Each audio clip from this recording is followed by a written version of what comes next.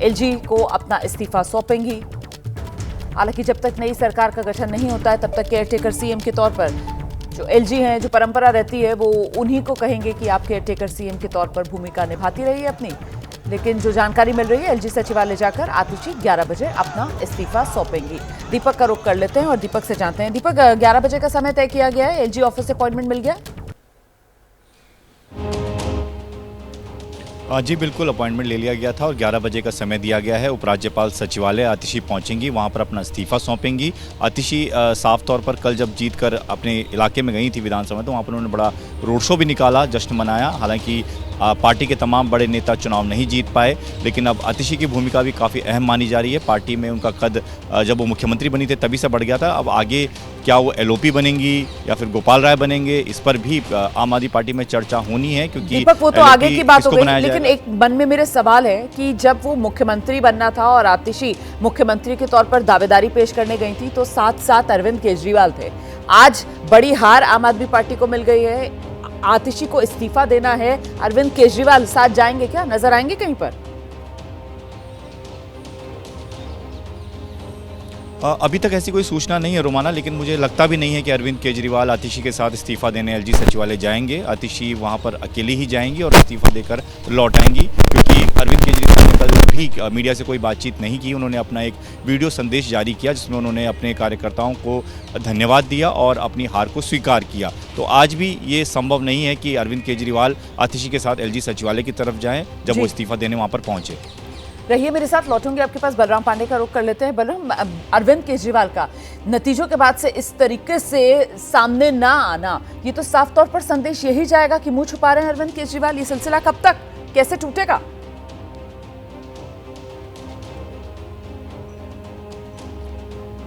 देखिए, जिस तरीके से आम आदमी पार्टी की करारी हार हुई है, उसके बाद कहीं ना कहीं चिंतन और मंथन का विषय है। और जिस तरीके से बार बार ये कहा जा रहा था कि इस जन्म में तो भारतीय जनता पार्टी हमको नहीं हरा सकती है, लेकिन इसी जन्म में जिस तरीके से भारतीय जनता पार्टी ने हराया है, उसको लेकर के पूरी पार्टी में एक निराशा जरूर है। क्योंकि जिस तरीके से आम आदमी पार्टी धराशायी हुई है और प्रचंड बहुमत के साथ भारतीय जनता पार्टी ने दिल्ली के अंदर जीत दर्ज की है, तो दिल्ली के अंदर अब भारतीय जनता पार्टी के कंधों पर भी बहुत ज्यादा जिम्मेदारी आ गई है कि जिस तरीके से वादे किए गए हैं उन वादों को कैसे पूरा किया जाएगा। हालांकि अब आम आदमी पार्टी की अगली रणनीति क्या होगी, किस तरीके से विपक्ष में बैठकर भारतीय जनता पार्टी को आम आदमी पार्टी घेरेगी, इस पर भी रणनीति बनाई जाएगी। और कहीं ना कहीं जिन मुद्दों को लेकर के भारतीय जनता पार्टी आम आदमी पार्टी को घेरती थी, अब उन्हीं मुद्दों को लेकर के आम आदमी पार्टी सदन से लेकर के सड़क तक भारतीय जनता पार्टी को घेरती हुई नजर आएगी। क्योंकि चाहे वो यमुना की सफाई का मुद्दा हो, चाहे स्वच्छ पानी का मुद्दा हो, चाहे सड़क बिजली का मुद्दा हो, तमाम ऐसे मुद्दे हैं। और खास तौर से आपको बता दें कि जो पॉल्यूशन को लेकर के लगातार आम आदमी पार्टी कटघरे में खड़ी की जाती थी, अब ये मुद्दा भी आम आदमी पार्टी की तरफ से उठाया जाएगा। तो यानी दिल्ली की जो जंग है असल में अब शुरू होगी भारतीय जनता पार्टी के लिए। और देखना होगा कि जंग जब शुरू होगी तो फिर दिल्ली के अंदर बीजेपी का सीएम फेस कौन, किसके हाथ में होगी कमान, यही तो वो सबसे बड़ा सवाल है ना, जिसका अब हो रहा है बेसब्री से इंतजार। आप सभी का बहुत बहुत शुक्रिया इस तमाम अपडेट के लिए। आगे नजर बनाकर रखिएगा, दोबारा जरूरत पड़ेगी तो आपका रुख करेंगे हम। इस बीच में आपका परिचय कराती हूँ खास पैमानों का पैनल अब जो हमारे साथ जुड़ने जा रहा है, क्योंकि मुद्दा यही है, सवाल यही है, दिल्ली का अगला सीएम कौन। स्टूडियो में मेरे साथ वरिष्ठ पत्रकार विजय त्रिवेदी जी मौजूद हैं। हमारे साथ कांग्रेस पार्टी के प्रवक्ता दीपक झा, आम आदमी पार्टी के प्रवक्ता पवन शर्मा और बीजेपी की तरफ से प्रवक्ता राजीव बब्बर जुड़ गए। बहुत स्वागत आप सभी का। सबसे पहले राजीव जी, आप ही के पास आऊंगी क्योंकि सवाल का जवाब आपको ही देना है। मुश्किल बहुत है सर, पर कोशिश कर लीजिए। दिल्ली का अगला सीएम कौन? रोमाना जी, मुझे पता था आज पहला सवाल जो है वो मुझसे ही होगा और होना भी चाहिए, क्योंकि भारतीय जनता पार्टी की जो जीत है वो इतनी शानदार है कि पहला मौका आज भारतीय जनता पार्टी को मिलना चाहिए। आपके चैनल के माध्यम से पूरी दिल्ली का हम धन्यवाद करते हैं। लेकिन ये बात आपको बताता हूँ जो कोई नहीं बताएगा, मैं बताता हूँ आपको चैनल पे कि भारतीय जनता पार्टी का जो सीएम होगा वो भारतीय जनता पार्टी का नेता कोई ना कोई होगा। ये तो मैं आपको बता ही सकता हूँ, जिसमें आप समझ सकते हैं। लेकिन एक चीज़ आप हमारी पार्टी की पूरी वर्किंग को समझिए। हमारे यहाँ पर एक इंटरनल लोकतंत्र भी है और पार्टी की एक हमारी हाई कमान भी है। सबसे बातचीत करके पर्यवेक्षक तय होके देयर इज अ सिस्टम, और वो हम हर बार फॉलो करते हैं। आप तो इतनी पुरानी पत्रकार है, आपको पता है हर राज्य में हम उस सिस्टम को फॉलो करते हैं। पर्यवेक्षक बनते हैं, विधायक दल की बैठक होगी, उनसे राय ली जाएगी और राष्ट्रीय नेतृत्व उस पर विचार करेगा।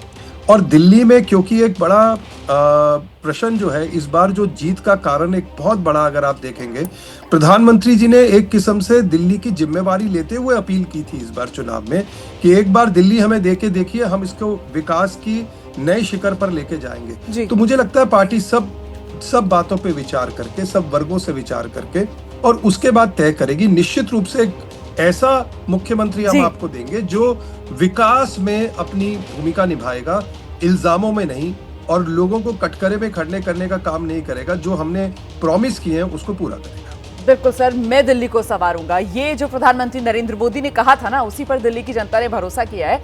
लेकिन ये आपने जो अपनी बात रखी, बात में मतलब वो ग्रेविटास तो बहुत था सर, लेकिन थोड़ी गंभीर सी बात हो गई। और वो आपकी कल की जो तस्वीरें थी ना बीजेपी ऑफिस वाली, वो भंगड़ा करती हुई, तो क्योंकि फ्रेम छोटा है सर, तो थोड़ा सा डांस मूवमेंट यहाँ पर एबीपी न्यूज के दर्शकों के लिए भी हो जाए। जरा फुल फ्रेम राजीव जी को दिखा दीजिए, राजीव जी को दिखाइए प्लीज। राजीव जी थोड़ा सा सर।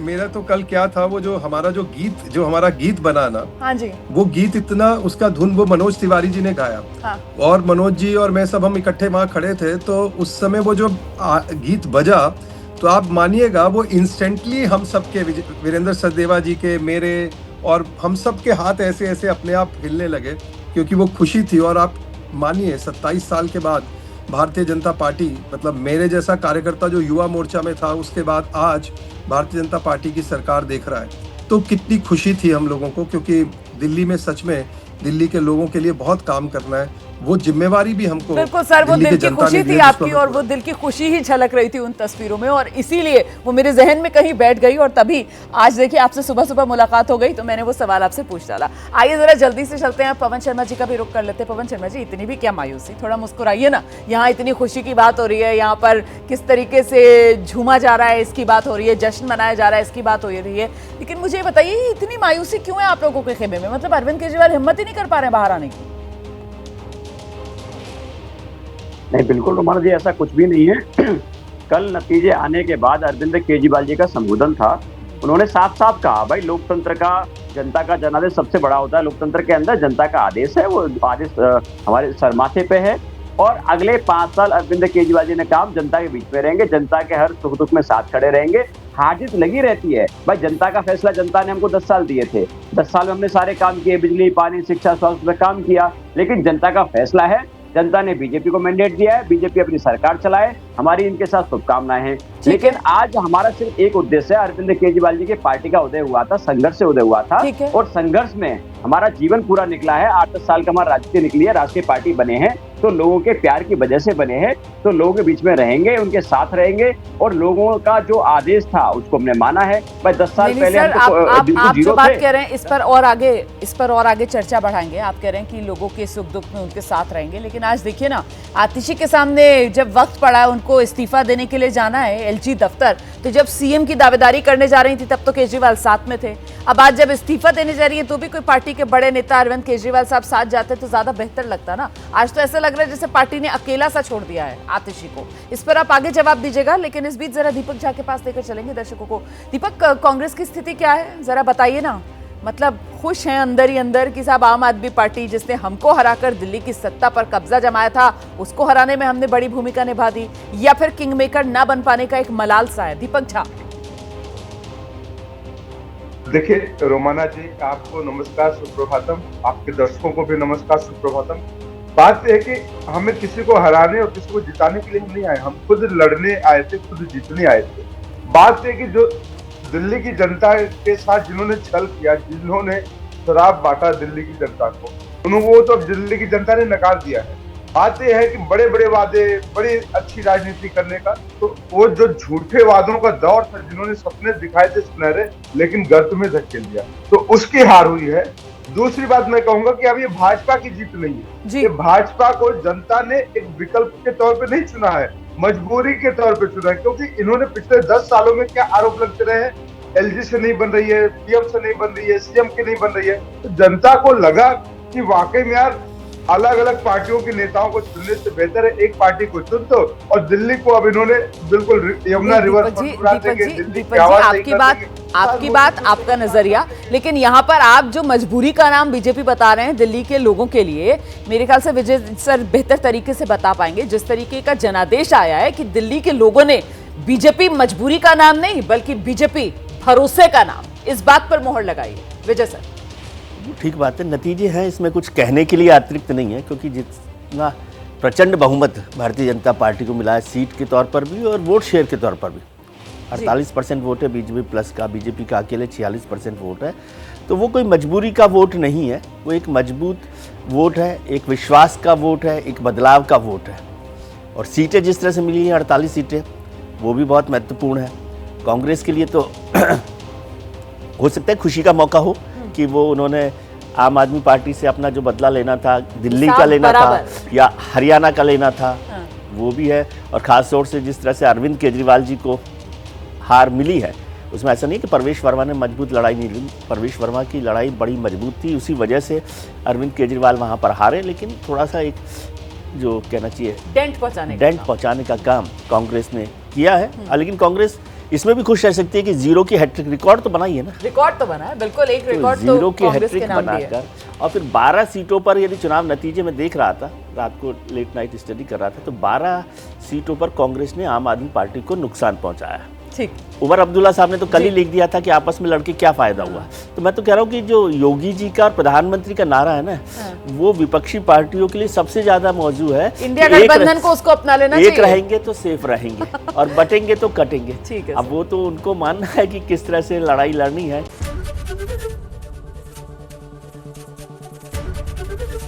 एबीपी गंगा, खबर आपकी, जुबान आपकी।